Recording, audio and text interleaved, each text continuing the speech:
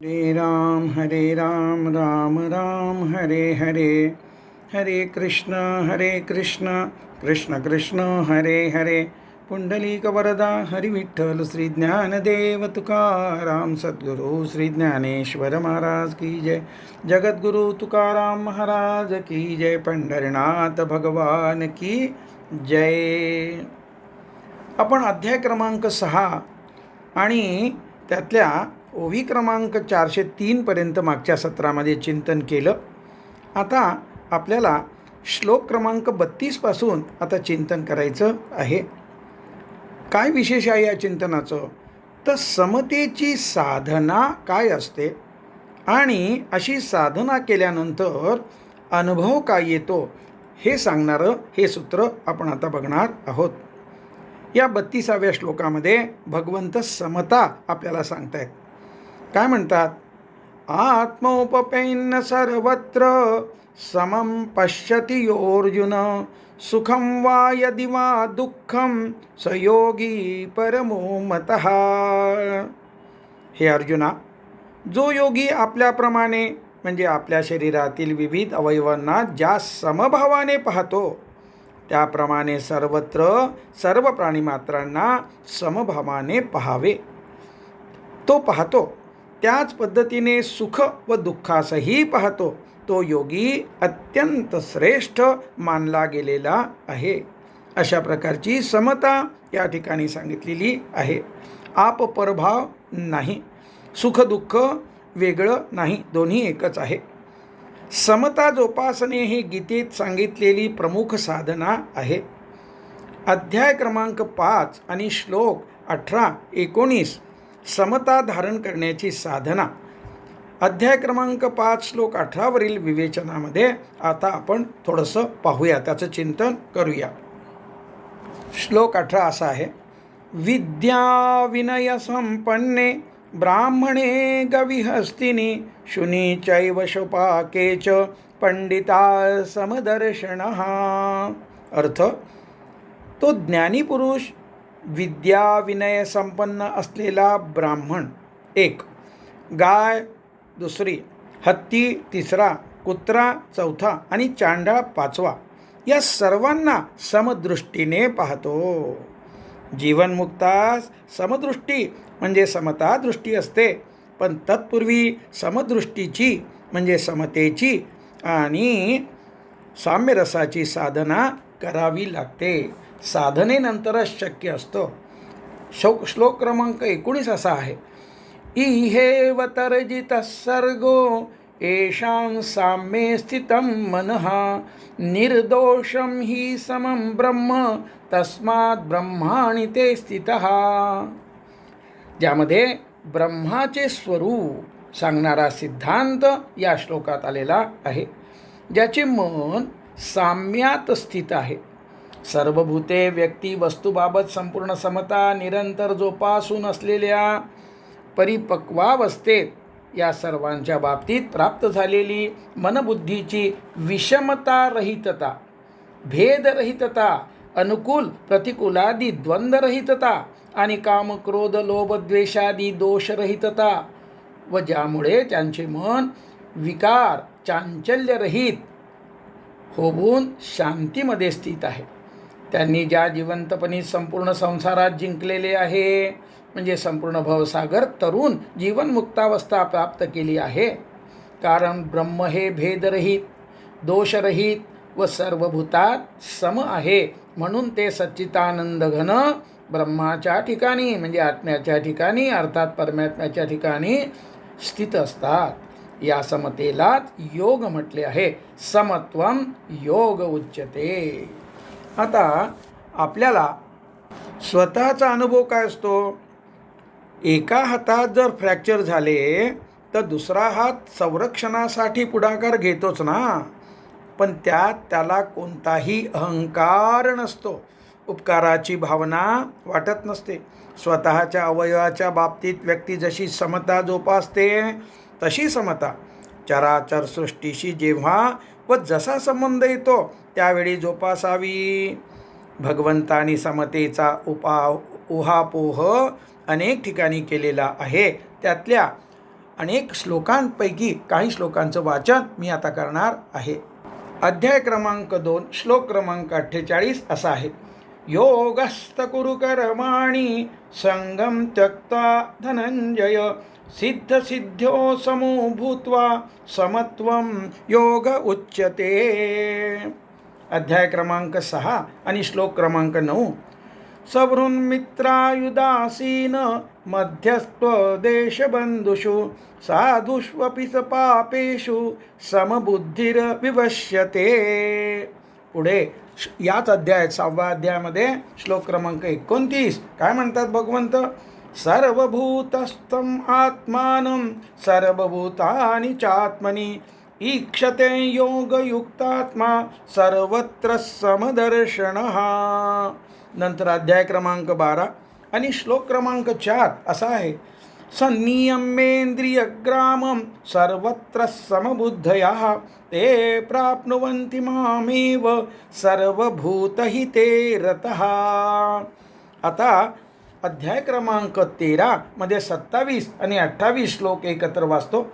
समं सर्वेषु भूतेषु तिष्ठन्तं परमेश्वरं विनश्यन्तं यपश्यति स पश्यति. समं पश्यन् हि सर्वत्र समवस्थितमीश्वरं न हि स्यात्मनात्मानं ततो याति परां गतिम्. या सर्व श्लोकामध्ये भगवंतानी समतेचं अशा प्रकारे जे आहे ते महत्त्व अधोरेखित केलेलं आहे. प्राणायामाने किंवा विपश्यनेच्या साधनेने शरीराच्या विविध भागात किमान पक्षी बहुतेक भागात एकाच प्रकारची संवेदना म्हणजे सुखद संवेदना, सूक्ष्म संवेदना, प्रवाही चैतन्याची संवेदना जाणवते. ही संवेदना अवयव निरपेक्ष तर असतेच, पण जेथे जेथे म्हणजे विपश्यना साधकांना त्वचेवर जाणवते त्या त्या पेशीमध्ये म्हणजे कणामध्ये अर्थात सेलमध्ये एकाच प्रकारची असते. विविध विषय, वस्तू, घटना, परिस्थिती, व्यक्ती, कर्म, चराचर सृष्टी यांच्या बाबतीत समता अशी समान असावी. अर्थात घटना म्हणजे अनुकूल प्रतिकूल, व्यक्ती प्रिय अप्रिय, परिस्थिती न्याय अन्याय, विषय वस्तू सुख दुःखद, कर्म शुभाशुभ इत्यादी संबंधाने कंसात दर्शविल्याप्रमाणे सापेक्षता विषमता जोपासणारी असावी. आता पुन्हा ओवी क्रमांक 404 पासून आता आपण 410 पर्यंत माऊलींनी समता आपल्याला सांगितलेली आहे. त्याचं आता आपण वाचन करून त्यावर चिंतन करूया. म्हणून असो हे विशेषे आपण पेया सारिखे जो चराचर देखे अखंडित. अर्थ त्याचे विशेष वर्णन असो, त्याचे विशेष वर्णन आता पुरे. योगी स्वतःला शरीर रूपाने न पाहता आत्मरूपाने पाहतो. तो चराचरालाही आपल्यासारखे अखंडित पाहतो. अर्थात दुसरा अर्थ हाही आपल्याला करता येईल की ओवी 406 जी थोड्या वेळाने म्हणणार आहे. हे समविषम भाव आणि काही विचित्र जे सर्व ते मानी जैसे अवयव आपुले होती. आपण 404 वर चर्चा करत आहोत आणि त्यामध्ये ही 406 ओवी आत्ता वाचली आहे. आपल्या अवयवाप्रमाणे सर्व समता अपेक्षित आहे. जो योगी आपल्या शरीरातील विविध अवयवांना ज्या अखंडत्वाने पाहतो त्याच अखंडत्वाने तो चराचराकडे पाहतो. आता सुखम वा यदि दुःख त्याची समता. सुख दुःखादिक वरमे का शुभाशुभे कर्मे दोन्ही ऐसी मनोधर्मे नेनेची जो.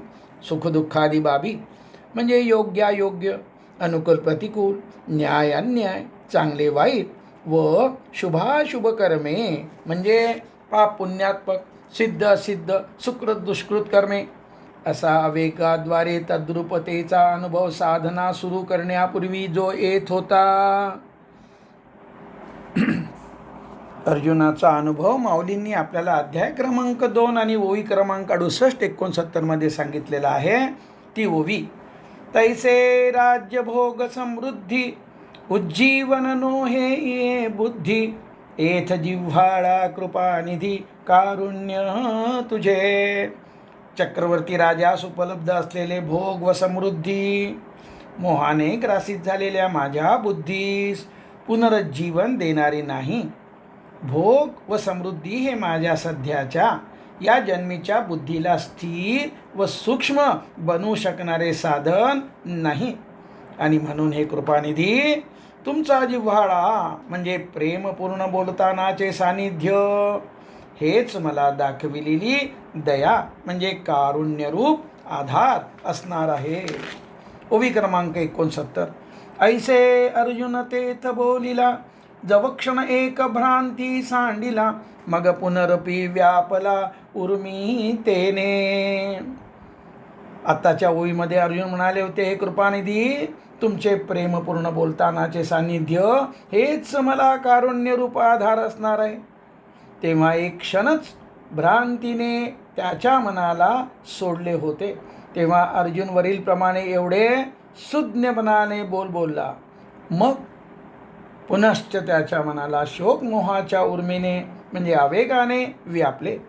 भगवंताच्या प्रेमपूर्ण सानिध्याचा एका क्षणाचा अनुभव मायेची भ्रांती दूर करतो. म्हणून माऊली काय म्हणतात, देवाची ये द्वारी उभा क्षणभरी. साक्षीभाव ध्यानाभ्यासादी समतेच्या साधनेमुळे आवेगाचा जो अनुभव आता लयास गेला आहे, म्हणजे अगोदर तो आपल्याला अनुभव आला कसा, अर्जुनासारखा. मात्र साक्षीभाव आणि ध्यानाभ्यासादी समतेच्या साधनेमुळे त्या आवेगाचा अनुभव आता लयास गेला आहे. अभ्यासाच्या साधनेच्या परिपक्वतेमुळे आवेगाद्वारे द्वंद्व प्रतितीस येणारा त्याचा मनोभर्व पूर्वी होता, मनोधर्म पूर्वी होता, हेही तो आता जाणत नाही. आवेगाद्वारे द्वंद्व प्रतितीस येणे हा धर्म आता त्याचे मन जाणत नाही. हे समविषम भाव आणि काही विचित्र जे सर्व, ते मानी जैसे अवयव आपुले होती. थोड्या वेळपूर्वी ओवी आपण वाचली होती. पूर्वी समविषम भावाची प्रतीती, आणखी बरेच जे काही विचित्र वाटायचे म्हणजे पटायचे नाही, मन अशांत व्हायचे, त्या सर्वाकडे आता आपल्या शरीरातील विविध अवयवाकडे ज्या समबुद्धीने, समभावाने, समतेने, साम्याने म्हणजे उदाहरणार्थ विविधतेत एकता इत्यादी जसे पाहिले जाते, त्याच दृष्टीने पूर्वीच्या द्वंद्वाकडे पाहिले जाते. पूर्वी जो तुलना करून सुखदुःख, चांगले वाईट, न्याय अन्याय असा शिक्का मारण्याचा म्हणजे लेबलिंग, ब्रँडिंग जो स्वभाव होता, तो आता संपलेला आहे. हे एक एक काय सांगावे, जया त्रैलोक्याची आघवे, मी ऐसे स्वभावे बोधा आले. हे एक एक काय सांगावे, ज्याला सर्व त्रैलोक्य मीच आहे असा बोध म्हणजे ज्ञानानुभव, अनुभवास आलेले ज्ञान प्राप्त झाला आहे.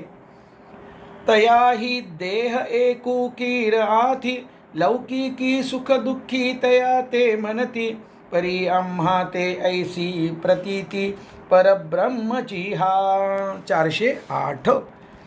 त्यालाही एक देह आहे आणि तो लोकात त्याला सुखी दुःखीही म्हणतात, ते खरे आहे, परंतु तो परब्रह्म आहे अशी माझी प्रतीती आहे.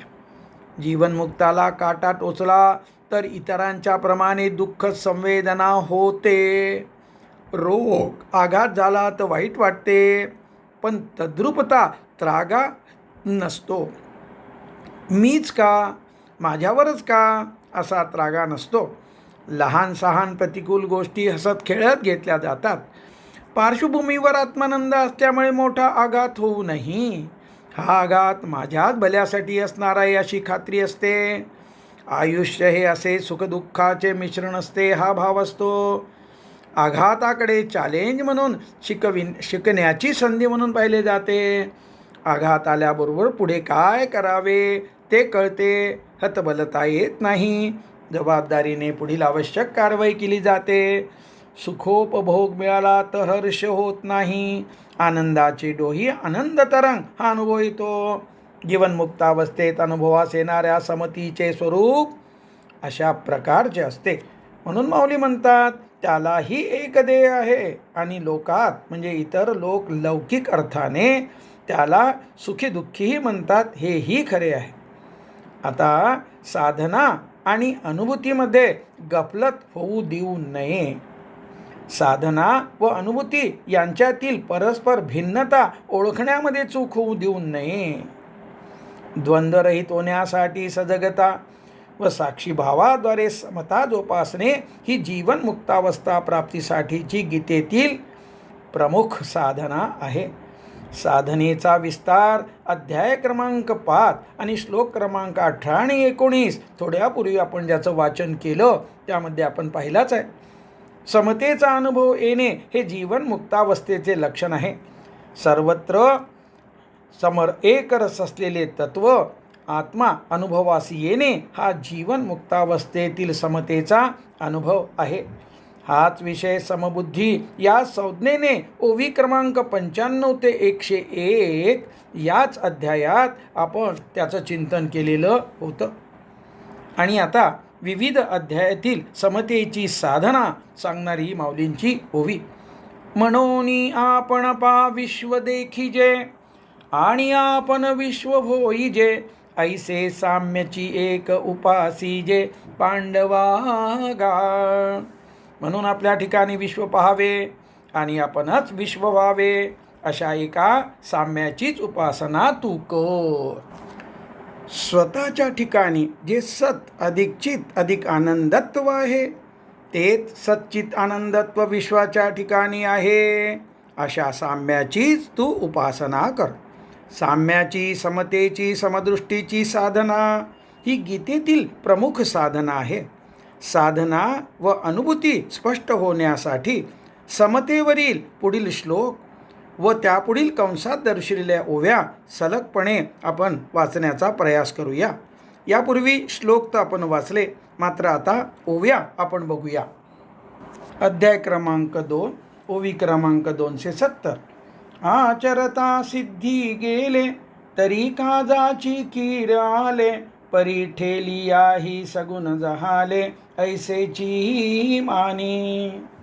फलाकांक्षा जाणीवपूर्वक सोडून न देता जे जे कर्म केले जाते त्या प्रत्येक कर्माचा फल देणे हा गुणधर्म आहे, स्वभाव आहे. केलेल्या कर्माचे पाप पुण्यात्मक फल देणे हा कर्माचा धर्म आहे. केलेले पाप भोगावे लागते याबद्दल मनात शंका नसते. तसे पुण्यात्मक कर्माचे फलही भोगावेच लागते. तथापि जे करणीय उचित कर्म अखंड समता ठेवून व फलेच्छा जाणीवपूर्वक टाकून देऊन केले जाते, फक्त असे कर्म मोक्ष प्राप्त करून देत असते. यानंतरची ओवी 271. देखे जे तुलाले कर्म निपजे, ते तुले आदी पुरुषी अर्पिजे, तरी परिपूर्ण सहजे जाहले जानो. करणीय उचित विहित नियत कर्मच ते आकार घेत असताना भगवंतास अर्पण करावे. कर्माच्या सिद्धी असिद्धी संबंधाने समता जोपण्यासाठी तसेच कर्मसंबंधाने फलेच्छेचे जाणीवपूर्वक टाकून देणे ही साधना सोप्या मार्गाने सिद्धीस नेणारा उत्तम उपाय आहे. 271 झाल्यानंतर 272 ओवी.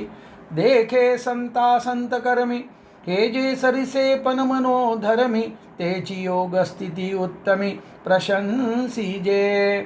हे पहा, पूर्ण झालेल्या आणि खोळंबलेल्या कर्माविषयी म्हणजे सिद्धीत गेलेल्या व न गेलेल्या कर्माविषयी, मनेच्छित गतीने पूर्णत्वाकडे जाणारे कर्म आणि गती संत झालेले ठप्प झालेल्या कर्माविषयी, हा जो धर्म म्हणजे स्वभाव झालेला मनाचा सरसपणा, संतोषपूर्ण समता व त्या समतेतील स्थिरता, मनोधर्म व्हावा इतकी समतेतील स्थिरता, तीच उत्तम योगस्थिती गीतेनी प्रशंसलेली योगस्थिती आहे. योगस्थिती अर्थात श्लोक 48 मध्ये सांगितल्याप्रमाणे आत्म्याशी जोडल्या गेलेल्या अवस्थेत स्थिरतेने राहावयाची स्थिती योगस्थिती स्पष्टपणे लक्षात यावी. आणि यानंतर ओवी क्रमांक 273 काय सांगतात माऊली तेवढी पाहूया. अर्जुना समत्व चित्ताचे तेची सार जाण योगाचे, जेथ मन आणि बुद्धीचे ऐक्य आदी. अर्जुना, कर्माच्या सिद्धी असिद्धीविषयी व इतर द्वंद्वाविषयी चित्ताचे समत्व हेच योगाचे सार आहे, हेच वर्म आहे. यासाठी मन आणि बुद्धीचे ऐक्य व्हावे लागते. मात्र मन आणि बुद्धी यांचे ऐक्य अतिशय अवघड आहे. ते व्हावे यासाठी जे प्रयत्न करावे लागतात तीच साधना होय.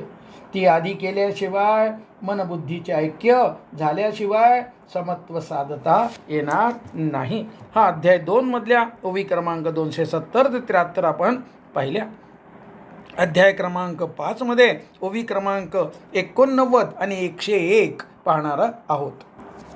अध्याय क्रमांक 5 ओवी 89. अनुभूती सांगणारी माऊलींची ओवी. एक आपण पाची जैसे, ते देखती विश्व तैसे, हे बोलणे कायसे नवलू येथ. ते जसे स्वतःमध्ये सच्चिदानंद ब्रह्म अनुभवतात, विश्वातही तेच ब्रह्म सच्चिदानंदत्वाने असल्याचे अनुभवतात, यात काही आश्चर्य नाही. आता ओवी क्रमांक 101 अशी आहे. तैसे नाम रूप तयाचे, एरवी ब्रह्मचितो साचे, मन साम्या आले जयाचे सर्वत्र गा. त्याप्रमाणे आत्मानुभूतीमध्ये स्थिर असणाऱ्या ज्ञानी व्यक्तीचे मन संसारातील नामरूपाबद्दल साम्यावस्थेला आलेले असते. असा ज्ञानी सर्वत्र ब्रह्मानुभूती घेत असतो, साक्षात ब्रह्मच असतो. अन्य अध्यायामध्ये आपण श्लोक वाचले आणि त्या श्लोकावर आधारित माऊलींच्या समतेवरच्या ओव्या आहेत. यानंतर पुढची माऊलींची ओवी आहे ओवी क्रमांक 410. ती अशी आहे. हे तुते बहुती प्रसंगी, आम्ही म्हणो याची लागी, जे साम्या परोती जगी प्राप्ती नाही. तू समदृष्टी ठेव, असे पुष्कळ प्रसंगी तुला सांगत असतो, कारण साम्यापलीकडे या जगात दुसरा काही लाभ नाही. ओवी क्रमांक 390 मध्ये तुला समजेल अशा वेगळ्या पद्धतीने सांगतो. ऐक, असे भगवंत जे म्हणाले होते, तो उपाय समतेची उपासना आधारित उपाय येथे पूर्ण झालेला आहे. मनाचे स्वरूप, स्वभाव व त्यावरील उपाय आणि त्यानिमित्तानं करावयाची साधना या ठिकाणी आपल्याला आता पाहावयाची आहे. आणि त्याची सुरुवात आपल्याला श्लोक क्रमांक 33 आणि 34, आपण अध्याय 6चं चिंतन करत आहोत. तर या ठिकाणी ते श्लोक वाचतो. अर्जुन उवाच. योऽयं योगस्तया प्रोक्त साम्येन मधुसूदन, एतस्याहं न पश्यामि चंचलत्वा स्थितिस्थिरां. चंचल हि मनः कृष्ण प्रमाथि बलवदृढं, तस्याहं निग्रहं मन्ये वायोरीव सुदुष्करम्. अर्जुन म्हणाला की हे मधुसूदना, हे मन चंचल असल्यामुळे तुम्ही हा म्हणजे ध्यान प्राणायामाद्वारे समता साम्यावस्था प्राप्त करून देणारा योग सांगितला आहे. तो माझ्या ठिकाणी स्थिर राहील असे मला वाटत नाही. हे मन चंचल, क्षोभवणारे, विचलित करणारे, अशांत करणारे, जिद्दी, बलयुक्त व वळविण्यास कठीण आहे. त्याचा निरोध करणे म्हणजे वायूच्या निग्रहाप्रमाणे अत्यंत कठीण आहे असे मला वाटते. आता या ठिकाणी माऊलींच्या ओव्या ज्या आहेत 411 आणि 412 मनाचे स्वरूप सांगणारे आहेत. तव अर्जुन म्हणे देवा, तुम्ही सांगा कीर आमुचिया कणवा, परीन पुरोजी स्वभावा मनाचिया. हे मन कैसे केवडे, ऐसे पाहो मनोतरी न सापडे, एरवी राहाटवया थोडे त्रैलोक्य यया. यावर अर्जुन म्हणाला की तुम्ही माझ्या विषयाच्या कळकळीने म्हणजे करुणेने सांगत आहात, परंतु मनाच्या या चंचल स्वभावापुढे मी पुरा पडत नाही, म्हणजे अपुरा पडतो. हे मन कसे व केवढे आहे, सापडू पाहिले तर सापडत नाही, एवढे तरल आहे. एरवी या मनाला फिरण्यासाठी हे त्रैलोक्यसुद्धा अपुरे पडते बरं. पुढच्या भूमीमध्ये माऊली मनाचा स्वभाव सांगतात. मनोनी ऐसे कैसे घडेल, जे मरकट समाधी येईल, का रहा म्हणतली या राहेल महाबातू. म्हणून हे असे कसे घडेल की माकडाला समाधी लागेल आणि सोसाट्याचा वारा थांब म्हटल्याबरोबर थांबेल. जे बुद्धी ते सळी, निश्चया ते टाळी, धैर्येसी हात फळी मिळवुनी जाय. जे मनबुद्धीला छळते, तिने केलेला निश्चय मोडते म्हणजे टाळते आणि सात्विक धैर्याच्या हातावर तुरी देऊन पळून जाते. जे विवेका ते भुलवी, संतोषाची चाड लावी, बैसी जे तरी हिंडई दाही दिशा. जे सारासार बुद्धीला चकविते, विवेकाला भुलविते, संतोषाला आशा उत्पन्न करते, संतोषामध्ये आशा उत्पन्न करते आणि मनुष्य एके ठिकाणी बसला तरी त्याला दाही दिशांना फिरवून आणते. मनाचा स्वभाव सांगणारी माऊलीची ओवी आता 416 क्रमांकाची. जे निरोधले घे उवावो, जया संयमुची होय सावावो, ते मन आपुला स्वभावो सांडील काय. जितका मनाला स्तब्ध करण्याचा प्रयत्न करावा तितके ते उफाळून येते. बादलीतील पाण्यात जितक्या खोलवर चेंडू दाबून ठेवावे तितका तो जास्त उसळी मारून वर येतो. त्याप्रमाणे मनाचा स्वभाव आहे. ज्या विचाराला नाकारावे तो विचार हटकून मनात येतो. म्हणून माऊली म्हणतात, जितका संयमाचा विचार बाजूला ठेवायचा प्रयत्न करावा तितके उलटेच होते. या विचाराला दुप्पट ताकदीने बोलावल्यासारखे, सहाय्य केल्यासारखे होते. More you resist it persist. असा जो मनाचा स्वभाव आहे तो त्याचा हा स्वभाव मन सोडील काय. हा मनाचा स्वभाव विस्ताराने त्यावरील उपायासह ओवी क्रमांक 357 मध्ये आपण यापूर्वी सांगितला होता. त्याची थोडी आठवण करू. ओवी 357 पाहूया. युक्ती योगाचे अंग पावे, ऐसे प्रयाग जेथ होय बरवे, तेथ क्षेत्र संन्यासे स्थिरावे मानस जयाचे. आता पुढची माऊलीची ओवी आहे 417 क्रमांकाची. मनोनी मन एक निश्चळ राहेल, मग आम्हासी साम्य येईल, हे विशेषही न घडेल याची लागी. हे चंचल असलेले मन निश्चल म्हणजे स्थिर राहील आणि मग मला साम्यावस्था प्राप्त होईल. ही विशेष गोष्ट, श्रेष्ठ व अवघड गोष्ट घडणार नाही. श्री भगवान वाच. आता अर्जुनाच्या या प्रश्नाला की मन चंचल आहे ते आम्हाला आवरता येत नाही वगैरे वगैरे ज्यांनी जो प्रश्न मालिका मांडली होती त्याचं उत्तर भगवंत काय देतात पाहू. श्री भगवान वाच. असंशयं महाबाहो, मनो दुर्निग्रहं चलम्, अभ्यासेन तु कौन्तेय वैराग्येन च गृह्यते. 35 श्लोक क्रमांक 35. भगवान श्रीकृष्ण म्हणाले की हे अर्जुना, मन हे निसंशय चंचल असते आणि निग्रह करण्यास अत्यंत कठीण असते. परंतु अर्जुना, सतत अभ्यास करून व वैराग्याने मनाचा निरोध करता येतो. अभ्यास म्हणजे विविध प्राणायामांचा अभ्यास, ध्यानाचा अभ्यास, समता जोपण्याचा अभ्यास, श्वासासोबत राहण्याचा अभ्यास इत्यादी. असा भगवंतांनी सांगितलेल्या विविध उपायांचा, साधनांचा अभ्यास होय. आता माऊली काय ओव्या त्यावर रचतात आपण पाहूया. तव कृष्ण म्हणती साचची, बोलत आहासी ते तैसेची, यया मनाचा कीर चपळची स्वभावो गा. तेव्हा भगवान श्रीकृष्ण म्हणाले, तू म्हणत आहेस ते खरोखर तसेच आहे. या मनाचा स्वभाव चंचल आहे. आता मनाचा स्वभाव आणि त्यावर साधना माऊली सांगतात पुढच्या 10-11 ओव्यामध्ये. परिवैराग्याचे निआधारे, जरी लाविले अभ्यासाची मोहरे, तरी केतुलेनी एके अवसरे स्थिरा वेल. परंतु वैराग्याच्या आधाराने मन जर अभ्यासाकडे वळविले तर काही काळाने ते स्थिर होईल. साधना, आता माऊलींची ओवी साधना सांगणारी आहे. काजे या मनाचे एक निके, जे देखिले गोडीची आठाया सोके, मनोनी अनुभव सुखची कवतिके, दावित जाईजे. कारण की या मनाची एक गोष्ट चांगली आहे. त्याला एखाद्या गोष्टीची एकदा गोडी लागल्यावर ते अनुभवलेल्या गोडीच्या ठिकाणी सोकावते. म्हणून त्याला कौतुकाने आत्मानुभव सुखच दाखवीत जावे.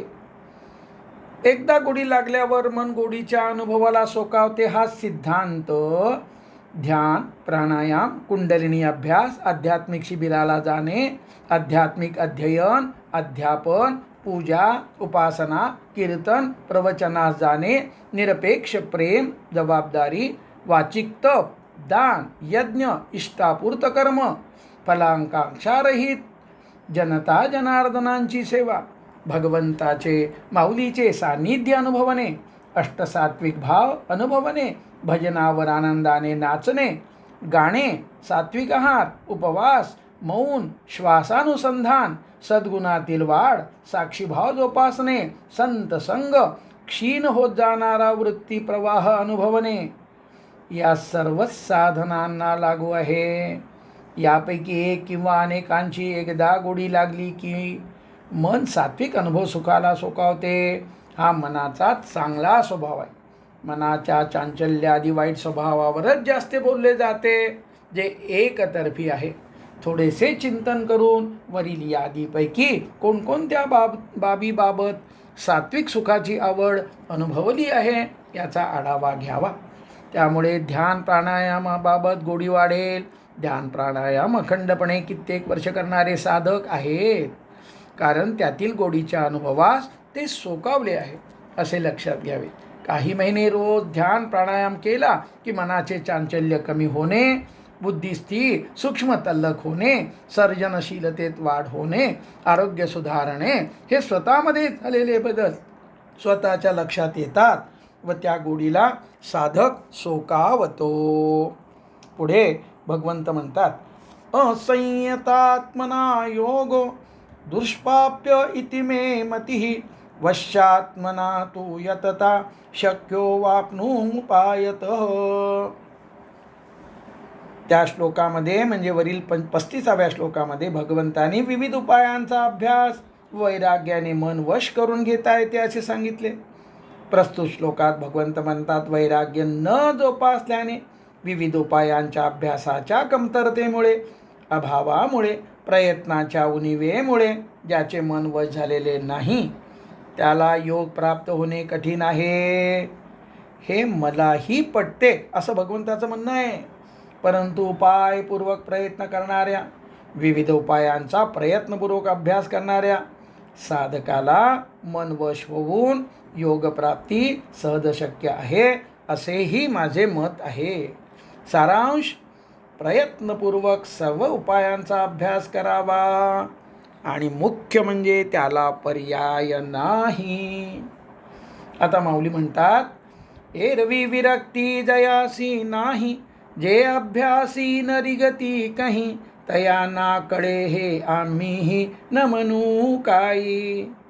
एरवी ज्याच्या ठिकाणी विरक्ती नाही, जे अभ्यासाकडे कधीच वळत नाही, त्यांना मन आवरत नाही, ही गोष्ट मलाही मान्य आहे. माऊली म्हणाल्या, परी यमनियमांची या वाटा न वजिजे, कहीं वैराग्याची से न करीजे, केवळ विषय जडी ठाकीजे बुडी देऊनी. परंतु जे यमनियमांच्या मार्गाने गेले नाहीत, ज्यांनी वैराग्याची आठवणसुद्धा काढली नाही आणि जे केवळ विषयरूपी पाण्यामध्ये डुंबत राहिले, मग त्यांचं काय झालं? यया जालिया मानसा कही, युक्तीची कांबी लागली नाही, तरी निश्चळ होईल काही, कैसेनी सांगे. अशांच्या विषयासक्त मनाला जन्मल्यापासून कधी युक्तीचा म्हणजे वर सांगितलेल्या उपायांचा अंकुश लागलेला नाही, तर त्यांचे मन निश्चळ कसे होईल तूच सांग. मनोनी मनाचा निग्रह होय, ऐसा उपाय जो आहे, तो आरंभी मगनो हे कैसा पाहो. म्हणून मनाचा निग्रह होईल असे जे उपाय, वर सांगितलेले प्राणायाम, 3 बंद, ध्यानाभ्यास, कुंडलिनी अभ्यास, समतेचा अभ्यास व वैराग्य, हे जे उपाय आहेत त्याचा तू आरंभ कर. मग मनाचा निग्रह कसा होत नाही ते पाहू. तरी योग साधन जितुके, ते आघवेची काय लटिके, परी आपण या अभ्यासू न ठाके, हेची म्हणे.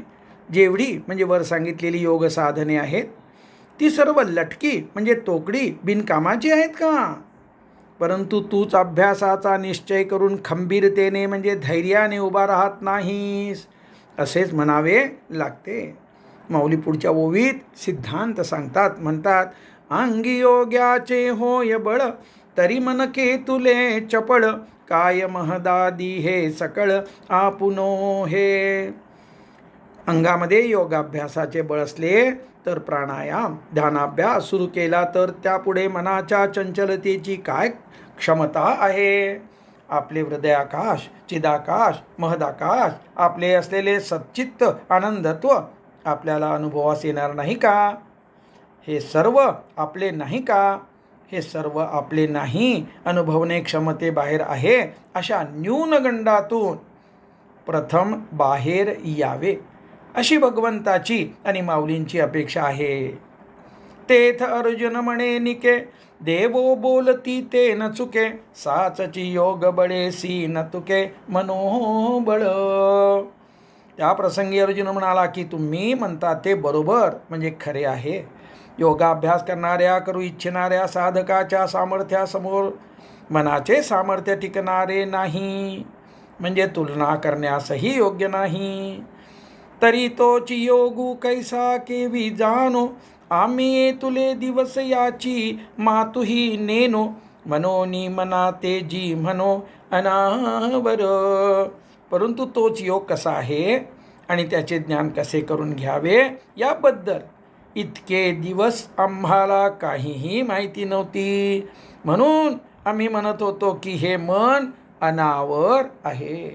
आम्ही आमची हतबलता प्रगट करत होतो कारण आम्हाला उपाय माहीतच नव्हता. हा आता आघवेया जन्मा, तुझेनी प्रसादे पुरुषोत्तमा, योग परिचयो आम्हा जाहले आजी. 429. भगवंता, आमच्या साऱ्या जन्मात तुझ्या कृपा प्रसादामुळे मला या योगाचा परिचय झाला आहे. पुंडलिक वरदा हरी विठ्ठल श्री ज्ञानदेव तुकाराम सद्गुरू श्री ज्ञानेश्वर महाराज की जय. भगवान गोपाल कृष्ण महाराज की जय. विठ्ठल विठ्ठल विठ्ठल विठ्ठल विठ्ठल विठ्ठल विठ्ठल. पुंडलिक वरदा हरी विठ्ठल श्री ज्ञानदेव तुकाराम सद्गुरू श्री ज्ञानेश्वर महाराज की जय. जगद्गुरु तुकाराम महाराज की जय. पंढरीनाथ भगवान की जय. आता आपल्याला 20 मिनिटाचा ध्यानाभ्यास करायचा आहे आणि सिद्ध मंत्र त्याचा उच्चार करून या प्रवचनाला विराम. माझी माऊली.